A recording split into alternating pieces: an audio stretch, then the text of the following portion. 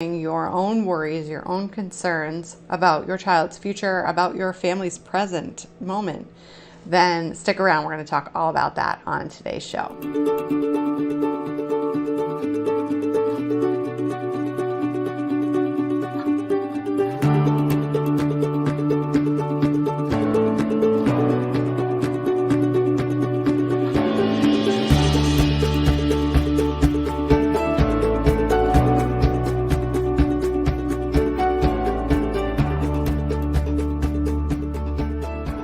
Here at MTC, we help parents break out of the meltdown cycle in as little as 8 weeks, and we do this over and over and over again. We've been working with families for many years. Hundreds of families have broken out of the meltdown cycle with our team specifically, and I want to talk about a big thing that we hear that is likely something that you're dealing with right now as you're struggling with the meltdown cycle in your home. And this is related to your own stress management, right? So if your child is struggling, as a parent, we know that that is heartbreaking, right? When your child is struggling with whatever it is that they're wrestling with. And if your child is engaging in the meltdown cycle, if they're stuck in the meltdown cycle, then this is really difficult to manage emotionally for you as a parent, right? Your child might be hitting, kicking, screaming, running away, throwing things, threatening, saying life would be better off without them. You don't love them, that you don't understand them. And this is really, really devastating to hear over and over again as a parent. And so what happens is you end up numbing yourself to this experience. You start to reference other past experiences where you might have gotten through hard times, and you start to separate yourself from the experience emotionally. I'm not saying physically, you're still with your kid, right? And I'm not saying that that's happening all the time. But in survival mode, it is very likely that part of your time with your child, you are actually stuck in compartmentalizing your experience. This is what we do as human beings when we're stuck, is we have to be able to figure out how to tolerate pain. And the best way to tolerate pain is to mentally turn it off. Now, when we think about what that does for you as a parent whose child is struggling, you know that this isn't going to be something you can turn off for good. It isn't going to be something you can turn off for long, and likely it isn't something that you're going to be able to turn off in a way that you can control it, right? It's not emotions aren't an on and off switch. You can't just suck it up for 1 minute and expect yourself to eventually let yourself feel the feelings about it. So usually those emotions come out in a focus to try to solve the problem, fix it mentality, right? If you view yourself as a problem solver, it is likely that you are up all night Googling or worrying or both to try to break down what to do when your child is struggling. So you might have even found us and our team through a Google search or through Facebook group recommendations, etc., right? And this is good because it's led you to something that's going to work for your family. And it's also true that it's very stressful to stay in this dynamic. So we're going to talk about a few principles that we teach our clients to break out of this meltdown cycle. One of the things that I think is really important to pay attention to first and foremost is, number one, you have to be accepting the fact that your child is highly sensitive. This is a temperament trait. It is not a mental health diagnosis. It is not something that is something that you need to look at your child like they're broken. It is actually not something to fix. The meltdown cycle is something to fix. Absolutely. You staying up late at night, wondering, worrying, wishing, spinning your wheels, throwing things at the wall to see what sticks, trying to teach your kid coping skills only to drag them to the conversation.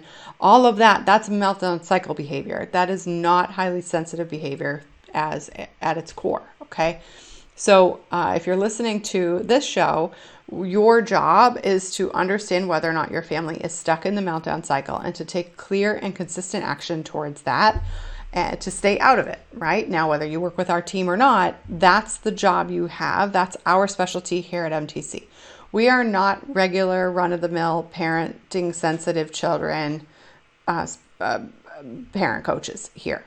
We are meltdown cycle elimination specialists. that's what we do here at MTC. I have licensed clinicians on my team, licensed OTs on my team, and the work that we do here is focused on breaking out of the cycle outside of the medical model, because the medical model doesn't solve the meltdown cycle problem. What is the medical model? Applying therapy, applying a medication to your child's needs, and looking at this from a one-to-one mentality. Your child cannot fix the dynamic that they're in, because the dynamic that they're in, the meltdowns, are caused by a family system problem. Okay. Now, a family system problem plus a combo of the temperament trait of the highly sensitive personality requires you to be following a very specific process. All right. So some of the things that we talk about are related to the principles of what we teach here at MTC, because the way that we teach what we teach has to be specialized to your particular family's needs. And if you want to be working on this on your own, if you want to be working on solving this by yourself first, that's your job, that's your prerogative, right? You have to be focusing on building your critical thinking skills, because this is what we teach our clients. We don't teach our clients tips and tricks. We don't teach our clients how to tell their child about the personality traits so that their child feels better about themselves and it's all hunky-dory, right? We teach our clients how to manage their emotions consistently, and then we teach our clients how to teach their children to manage their own emotions, because as your child needs to learn to manage their emotions, you are the change agent for your child. You are the catalyst for change. So first things first, you have to assess that your child is highly sensitive. Now, there are research-backed self-reports available for you to do that. Okay, that is a survey that's available right now based on the research, and it does not require a clinical assessment, actually. So it is something that you can feel empowered to deal with now. The first piece, though, is to accept the fact that your child is highly sensitive, and to follow strategies and an implied focus that operates with that assumption. Okay, so that's number one. Number two is that you are not just assessing the fact that your child is highly sensitive and embracing that, right? You also need to be embracing your own personal emotion management skills. Now, number two, in terms of prioritizing yourself first, that's really, really important to stop the worry train, because you cannot solve something from a sense of fear. Fear is only a motivator to take initial action. It is not a solution-focused emotion. Fear is not a solution-focused emotion. That means that you will not sustainably eliminate the meltdown cycle in your home if all of your behavior is driven from fear, from frustration, from aggravation. That's an initial motivator for sure, but it is not a sustainable motivator. Fear will drain you. So you need to be able to maintain your own emotional well-being, your emotion management skills. We need to require self-care. Wine is not self-care. Netflix is not self-care. That's checking out. Those are ways for you to currently release the focus of your stress, but it does not release stress. Okay, so managing your emotions through your own coping skills that are much less focused on society's ways of compartmentalizing is really important for you. So you need to find those manners that help you calm down and release your emotion in the moment. All right. This is a new concept for a lot of people, because many of us were, conditioned by society, by our parents, and or the combo pack of that, to hold it all in until we explode or implode, and that leads to a lot of physical health issues, a lot of mental health issues in our society. It does not work for you in raising your child out of the meltdown cycle. So you can't hold in your emotions and grip the steering wheel of life. And you need to be able to tolerate your own emotions and process that. This is why when we teach parents what it takes to break out of the pattern, sending your child to work on themselves without you doing work on yourself first is not going to solve the problem. Okay, it's a much longer road that way by delegating your child's emotional health to someone else other than you in your household. Secondly, much longer and variable is what I should say, because you're not addressing your own emotional needs in that respect. So you will look to get your emotional needs met by your child's emotional health. And that is actually a upside down process that will not solve the problem for your child, because they already carry the heavy burden as a highly sensitive person without skills to try to keep other people happy. And so it is very overwhelming for sensitive children and compounds the issue of the meltdown cycle. Thirdly, what you need to be able to do is to shift your focus from worry to a sense of empowerment, right? Best way to do that is to find a process that works. Because if you're just working on tactics, like teaching your child how to take deep breaths from their belly, for example, that's a tactic, right? A tactic would be like if we are learning how to run a marathon, right? And the tactic is your foot strike, right? But actually completing the marathon over and over and over again and be able to run multiple consistent marathons requires more than just knowing how to strike your feet on the ground. It requires not just knowing what shoes ultramarathon runners use regularly, right? There's a multifaceted amount of tactics included in a process that allows you to consistently run marathons without injury and do that successfully, right? Parenting is like a marathon. Whether you have a highly sensitive child or not, you will need to continuously run with your child, run after your child, run in front of your child to catch the potholes first, to lead them around them, or run alongside your child, depending on your child's age, needs, and skill sets, right? So what's really important is that you are learning skills and strategies to address your concerns from a place of positivity, from a positive standpoint, okay? Knowing that you have a problem in your household and knowing what the problem actually is, that there's a family dynamic issue, is one part of the puzzle. Knowledge, information is not transformation. That's really important. Knowledge will make you feel better for a short period of time. And so it is important for you to gain knowledge, right? But then to follow a process over and over and over again requires you to have someone who can look at where your foot is striking, right? And tell you if you're making changes that are moving you towards the process or not. So when you're shifting the dynamic in your home, it will be important for you to be noticed and watched by someone who knows how to break out of these patterns over and over and over again, right? Why? Because when you're running your own race, you won't be able to tell just by knowledge alone whether or not your foot strike is creating injury, adding problems to the dynamic.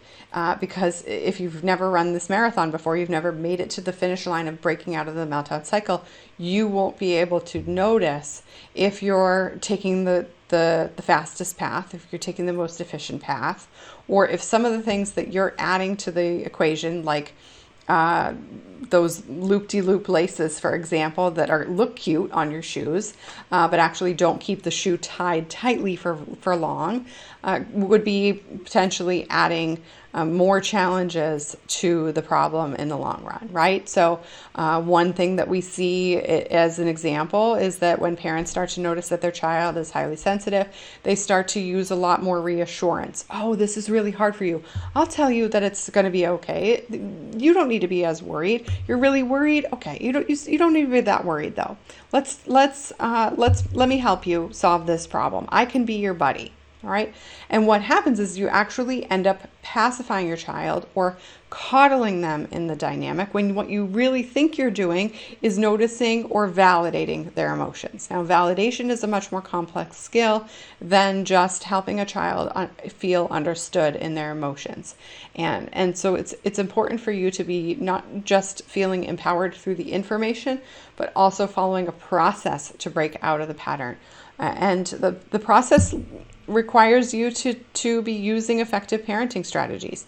That means that you cannot be using shame-focused parenting strategies, okay? Shame-focused parenting strategies like timeout will keep you worried. They will keep you stuck, right? So again, like I talked about earlier, the focus of this is how to eliminate the worry over and over and over again, how to stop thinking about the problem in advance. That's what worry is, thinking about a problem, creating problems in your mind. It's a very inefficient and ineffective process, and will actually perpetuate the problem, right? Because your child can feed off of your emotional intensity. And it's very hard to just hold it together if you don't have skills to manage your emotions, as well as building skills to teach your child how to not absorb your feelings or feel responsible for your feelings intellectually, even if they're not empaths, but rather are empathetic, which is where most highly sensitive kids lie. So when we think about being able to break out of this pattern, you cannot be using timeouts. You cannot be sending your child to their room. And you're going to end up doing that more regularly when you are operating from worry. All right, so you do need support. You do need help in breaking out of this pattern, because the meltdown is a symptom of your child feeling out of control. Right? So you can't be correcting your child's behavior by looking at their worst behavior. Right? The behavior that you see the worst is their meltdown behavior. And if you're trying to correct behavior straight from there, rather than going upstream, you will actually keep yourself stuck and keep your child stuck, because their most out of control behavior is just that, not controllable.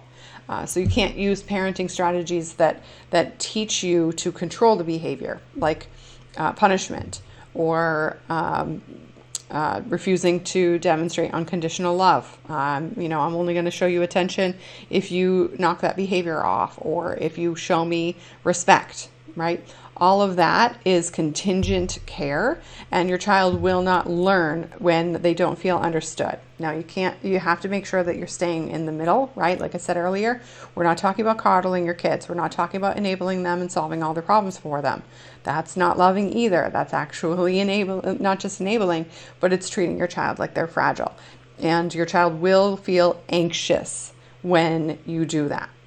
Okay, they will not feel like they can trust themselves, and they will avoid trusting you when you play into their need for relinquishing control of and responsibility. Okay, so you need to be able to use parenting strategies that encourage your child to take responsibility for developmentally appropriate behavior, and that paces them to do that playfully. Right? You have to be using play in how you're teaching your child to manage their behavior. Play is the child's language, and toys are their words. So it's, as I mentioned before, it's very difficult to be playful when you're constantly worried. It's difficult to relax. You need to be able to relax. And I don't know about you, but if you've ever been stressed out and somebody told you to relax, that's like the worst thing, right? So you can't turn it on and off, right? You have to be practicing this regularly. It's a lot easier to do that in a community. When you have a community of parents that are shifting out of this dynamic rather than complaining and worrying about it themselves, then it's energizing, it's motivating, but it also helps you capitalize on that momentum that other people have built before you, right? If you're running a marathon and you are with a bunch of people that are already running the same marathon, and maybe they've taken the same race before, it's easier for you to trust that you're making the right decisions, right? So that's what we talk about. So when we work with our clients, we don't do one-on-one coaching. It doesn't work because you can't see outside your own bottle. So you need to see other people in front of you doing the same thing over and over and over again and winning, even if they've only been doing it for an extra week or two, right? That's much faster. Results are created that way when you can see right before your eyes that other parents who are just like you are improving their dynamic. And that's really important, to be able to not just trust blindly as human beings who are stuck in survival mode, and you're just trying to keep it together and hope your kid doesn't lose their mind on a daily basis. It's really hard for you to blindly follow a process. And we don't ask you to do that here at MTC. There are countless testimonials on our website. There's countless stories. We have recordings of our clients, and also our clients will self-report their progress and the work that we do, and they do that spontaneously. Why? Because they want to see you win, and because they know that winning alongside more parents who are winning helps them too, right? And you know that that's true as well. Community is so important as human beings. So you have to be connected to parenting techniques that require a community that is focused on growth, right? Not a community that is focused on deference to an expert, but community that is focused on growth. That is so, so important. Because you need to build critical thinking skills. So some of you might be listening to what we have to say, and you might be thinking, okay, Megan, but what are the tangible, practical decisions that you tell your clients to make on a day-to-day basis that help them stay out of the meltdown cycle? And I have to tell you that you're looking at this problem from the wrong angle if you're just looking for tangible, practical skills. We teach that for sure to get you started.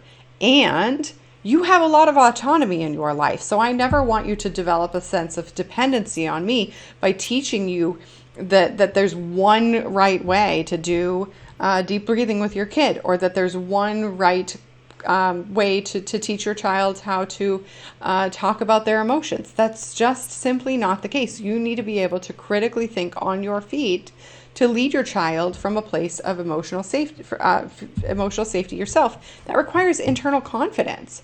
We don't teach our clients who are parents to stop trusting their intuition. We actually help our clients return to their intuition by following a process, because that level of skill set is necessary to build and foster a resilient child. Resiliency requires an internal sense of trust and an internal sense of control. That means that you can't give your power away to your child, your power to make decisions, your power to create safety in your household, your power to have your child emotionally connected to their goals and showing you their goals over and over again, showing you that they're reaching their goals. You can't look for your child to demonstrate that skill set before you teach your child how to develop the skill set. You have to cultivate that dream yourself, right? You won't be able to lead your child if you don't know what it looks like for your child to actually be thriving. You have to be picturing that in your mind and envisioning that for your family as well. And this is why mindset work is so, so important when you shift out of breaking out of this pattern. You have to be able to see that and believe that your child will thrive and that your child is capable of thriving, even if you don't see it all the time right now. That is so important, and that starts with you. Feeling like a capable person is the first component to breaking out of the meltdown cycle that is necessary. So if you want our help to recharge, restore, or re-energize your sense of internal control of breaking out of cycles in your own lifestyle and your own family dynamic, then we're happy to serve you in breaking out of that pattern. The first step is to take a phone call with our team, to schedule that call to hear from yourself what your real problems are. We're going to give you the opportunity to talk to a team member and digest what the problems are. Learn what it is that you're struggling with first, and then secondarily look closer at the clarity of what it's going to take to break out of the pattern that your family is experiencing. And that requires a conversation, because if you are not sure what your family's goals are, right? If you're just hoping to be able to make it through dinner, then that means that you're not dreaming big enough for what's possible for your child. Some of that requires a coach, right? And this is why conversation with our coach is the first conversation is free, because we need to understand how big of a dreamer are you, and are you willing to do the work to make those dreams a reality? And that's the first piece, right? Secondarily, the conversation that we talk about, whether or not we can help you reach your dreams for your family, reach and break out of the meltdown cycle as the first step towards reaching your dreams, that requires a conversation with our team. We need to be able to have an assessment call. And in that assessment, we're going to share with you our process and work with you to personalize it in order to make sure that that's clear. Okay? Now, if that clarity resonates with you, then on that very same phone call, you can get started with our team right away, because there's no reason to wait. I mean, if you're worried sick, then you're worried sick. It's time for you to stop feeling sick about your life and get into living it and enjoying it, right? And it's really important for you to be owning that you can have that now. There's no need to wait because tomorrow is not a guarantee. And so being able to decide and continue to work towards growth so that your family can have what it deserves in health and happiness, it's really important for you to be prioritizing that now. Now, if the challenges that you're feeling or experiencing are not due to the meltdown cycle, my team and myself, we are equipped to assess that on one conversation. We will send you in the direction to ensure that the resources that you're accessing are the proper fit for your family's needs, and we will help answer any questions related to that as well, so that you know exactly what your next steps are by the time you finish any conversation with our team, so that everybody who is seeking help from us or invited to do so is certain that they're in the right place, and that is the only thing that we solve is the meltdown cycle, the shutdown cycle, the refusal cycle, and we serve you to break out of that cycle with your family. Okay. All right. So first things first, book that conversation with us. Go to meganthompsoncoaching.com/talk. Or if you are parenting a teenager whose child is in high school, 9th grade and up, then meganthompsoncoaching.com/teen talk. And then we are happy to serve you, and that conversation is free. Again, looking forward